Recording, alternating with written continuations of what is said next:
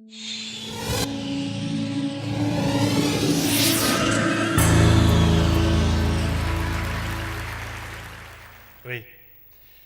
merci d'abord de m'inviter à votre colloque. Merci à vous tous d'écouter avec patience. Achalde Ondeneri, bon après-midi à tous. Je pense que cette réconciliation entre les hommes et la mer, que ce soit pour les pêcheurs ou les autres hommes de mer, ça fait partie de l'océan des possibles, d'un avenir à faire ensemble. Et j'aime souvent dire que la mer sépare les continents mais unit les peuples. Et qui dit peuple dit communauté, dit humanité. Vous le savez, le poisson commence toujours à pourrir par la tête. C'est pour ça qu'on regarde les yeux. Mais pour l'homme, c'est pareil. C'est pour ça que c'est important de réfléchir comme on le fait cet après-midi pour garder un peu la tête éveillée. Il me semble que la question qui se pose à nous tous, c'est de savoir comment vivre sur la planète Terre où on approche des 7 milliards d'habitants de façon à ce que chacun ait sa part d'eau, de nourriture, d'habitat, sans compromettre la vie des générations futures et en respectant les écosystèmes marins et terrestres qui contiennent les réserves nourricières de la vie humaine. Énorme question. À mon avis, dans ce lien entre l'homme et l'océan, il y a une dérive à éviter. C'est de faire de l'océan un sanctuaire, intouchable, une sorte d'aquarium. Une sorte d'aquarium où la nature serait finalement excellente, bonne, et l'homme mauvais. Il y a certains qui le pensent. Certains pensent que la mer ne doit subir aucune empreinte humaine. À leurs yeux, tout pêcheur est un méchant prédateur, un agriculteur, c'est un pollueur en puissance. Si la mer n'est pas un sanctuaire, ce n'est pas non plus un paillasson, ni une poubelle, ni une vache à lait. Il est indéniable qu'il faut s'attaquer aux manières nocives et destructrices de traiter l'océan. On montre souvent ces photos de overfishing, de la surpêche. C'est vrai, il y a des pêcheurs qui naviguent de façon inacceptable, écologiquement parlant, c'est-à-dire transfiler les filets de façon à réduire les mailles, pêcher du poisson en période de ponte, pêcher sans quota ou au-delà du quota, pêcher dans les frayères, rejeter des tonnes en mer pour ne garder que ce qui est commercial. Mais il se trouve qu'il y a de plus en plus de pêcheurs qui modifient leurs filets, qui respectent les périodes de ponte, qui trouvent des alternatives pour pêcher durablement, qui pratiquent ce qu'on appelle une pêche sélective. De cela, on en parle très peu. Moi, si je m'adresse à vous ce soir, c'est parce que je suis prêtre du diocèse de Bayonne depuis 38 ans. J'ai commencé mon sacerdoce en 1973, donc en commençant en faisant une campagne de thon de 4 mois. Puis en 1985, on m'a rappelé la Mission de la Mer, qui est une ONG et en même temps un mouvement de l'Église catholique, m'a demandé de repartir. Donc j'ai réembarqué une dizaine d'années au port de Saint-Jean-de-Luz, Cibourg, Hendaye, les Keitio, enfin dans plusieurs ports. Et il m'est arrivé de ramasser en pleine mer les boulettes du Prestige. Donc le témoignage antérieur m'a beaucoup intéressé parce que non seulement c'est bon pour le ramassage, mais c'est pas bon de ramasser quand on est sur les boulettes, surtout en plein soleil. Ce temps d'embarquement et de travail m'a permis de me faire avec la mer, c'est-à-dire de me façonner, de devenir un peu marin, un temps où on apprend la vie des gens de mer et leur travail. Puis, je suis passé de la situation de prêtre matelot à celui de prêtre militant, c'est-à-dire aider à prendre conscience, se mettre au service surtout des liens entre eux, de la prise de conscience et de la vie associative. Alors j'ai pris ma part pour créer un dialogue entre les communautés de pêcheurs des deux côtés de la frontière, déchirés par les conflits du Thon-Germont, par celui de l'anchois, par les métiers, etc. Depuis 25 ans, de la Galice à la Vendée, en passant par l'Andalousie, où je suis allé souvent aussi, les femmes de pêcheurs m'ont demandé de faire un travail de coordination. On est monté jusqu'au Parlement européen pour rappeler que la famille du marin, c'est du bateau à la maison et de la maison au bateau. Je m'explique. Si le pêcheur n'a pas de repos, s'il arrive haché à la maison, il ne peut pas exercer ni comme époux ni comme père, sans compter les accidents nombreux dus à la fatigue et les naufrages causés par l'homme de quart qui s'endort. Certes, l'Europe a régulé la pêche avec le système des quotas, des licences, des maillages. Mais l'humain, le social, il est délégué. Il est délégué selon le principe de subsidiarité, il est délégué à chaque gouvernement. Notre rêve d'une Europe des pêcheurs est tombé à l'eau. Je le dis carrément. En 20 ans, l'Europe a perdu plus de la moitié de sa flotte et de ses pêcheurs. Des ports entiers ont disparu, et avec eux des savoir-faire très précieux. Pendant ce temps, l'Europe offre sur un plateau en or la consommation européenne du poisson aux importateurs, je le dirai tout à l'heure. L'océan des possibles nous invite à nous poser cette question. Dans la mondialisation économique et au sein de notre Europe, c'est la nôtre, Europe technocratique, est-il encore possible de faire jaillir des solidarités? Et si oui, lesquelles?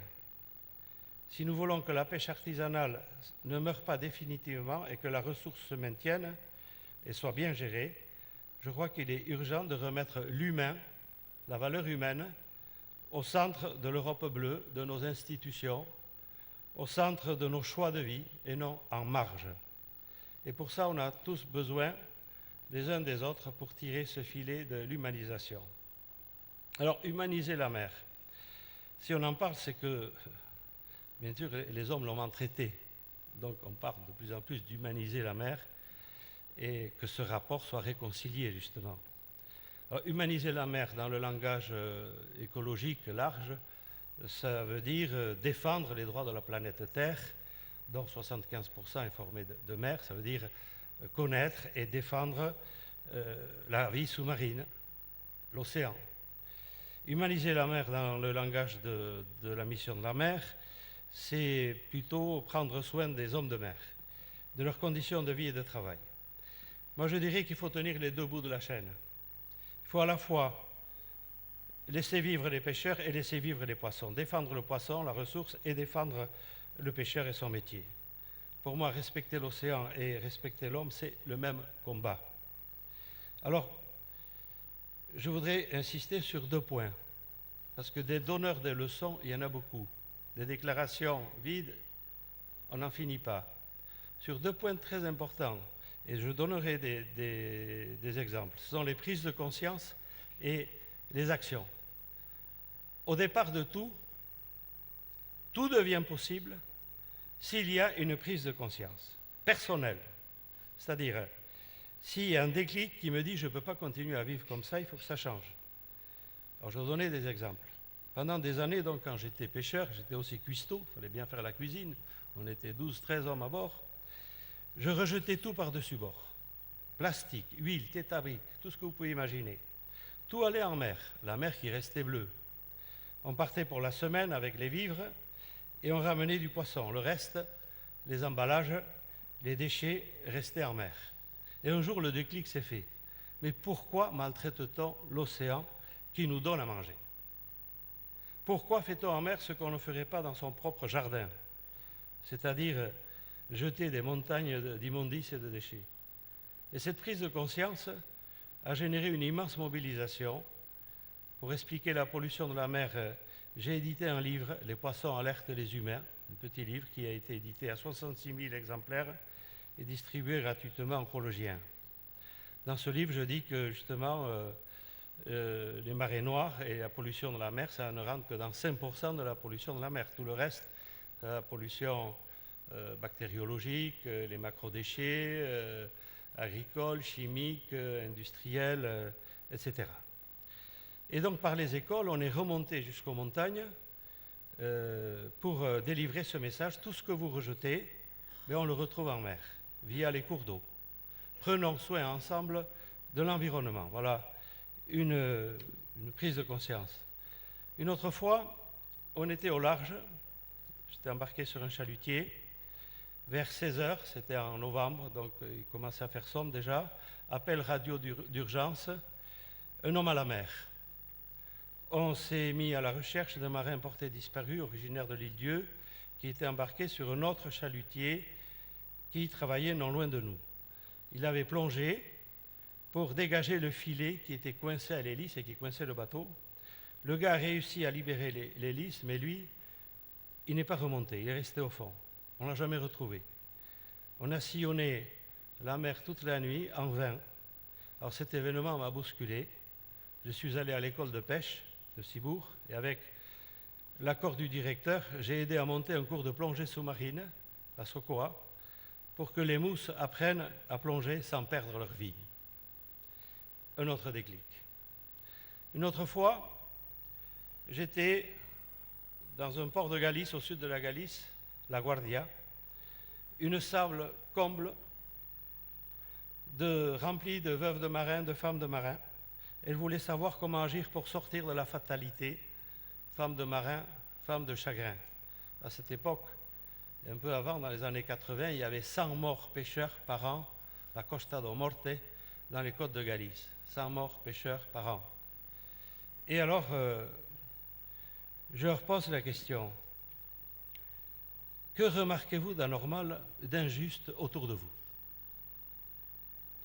Silence. N'y a-t-il pas un événement qui vous a choqué?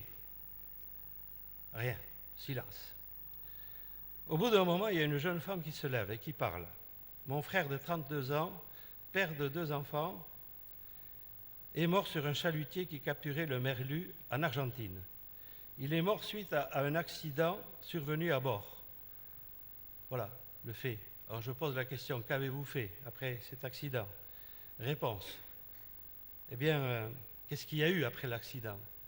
Réponse, on a mis le corps avec les merlus dans la cale de congélation et on l'a débarqué 3 mois plus tard à Bigot, en même temps que les merlus.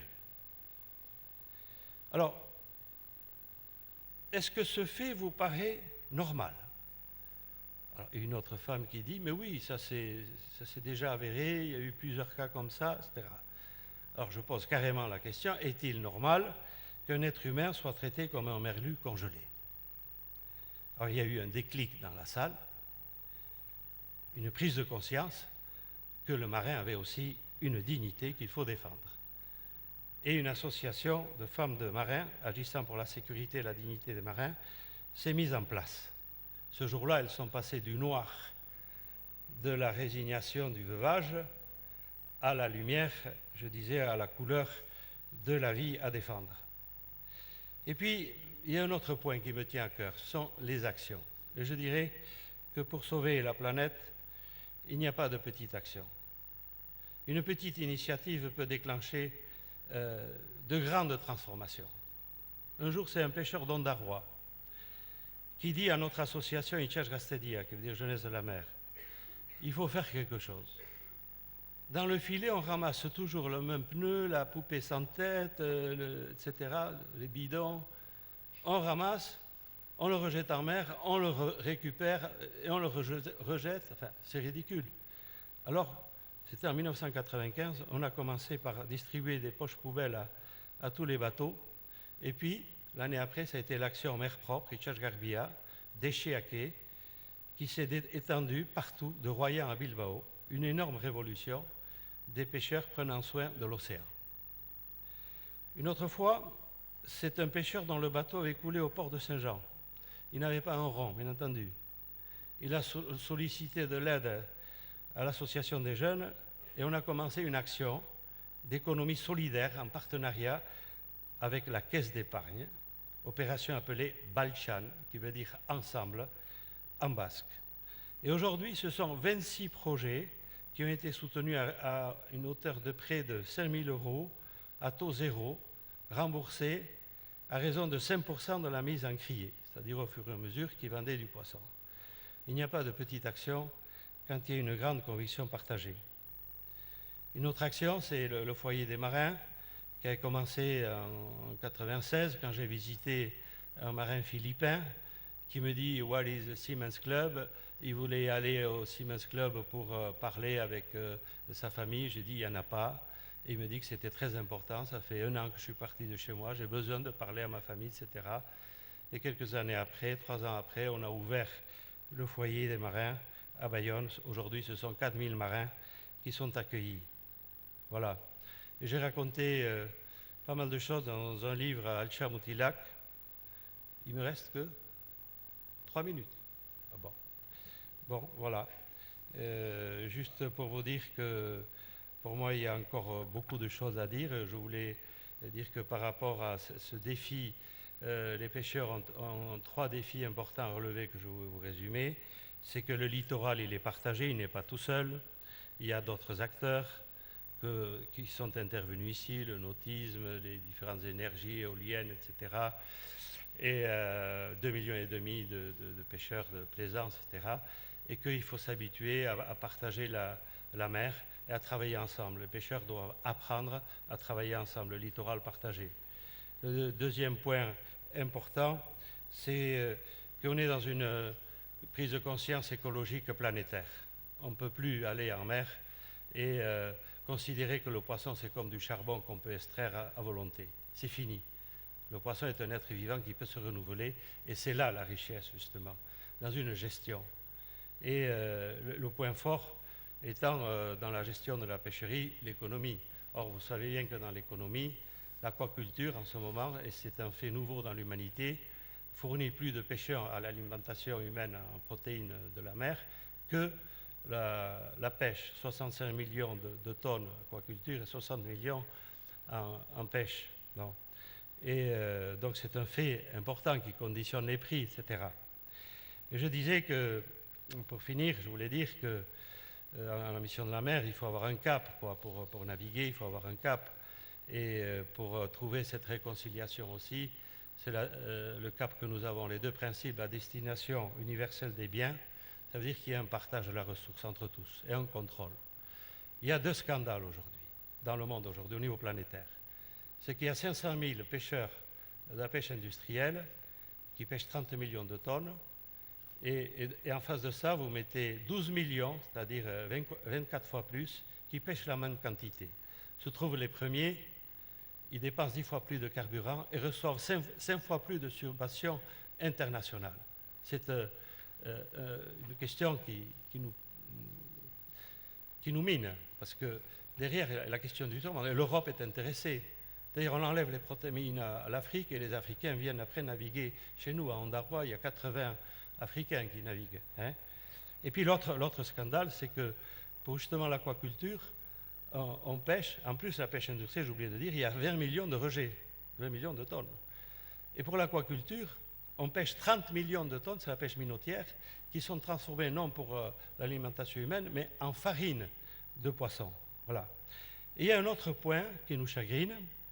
On a écrit un message à la communauté européenne pour la prochaine PCP 2013-2023 qui voudrait attribuer des kits, c'est-à-dire quotas individuels transférables aux armateurs. Et nous, on est contre le fait que la mer, c'est un bien commun, que ça devienne une propriété privée.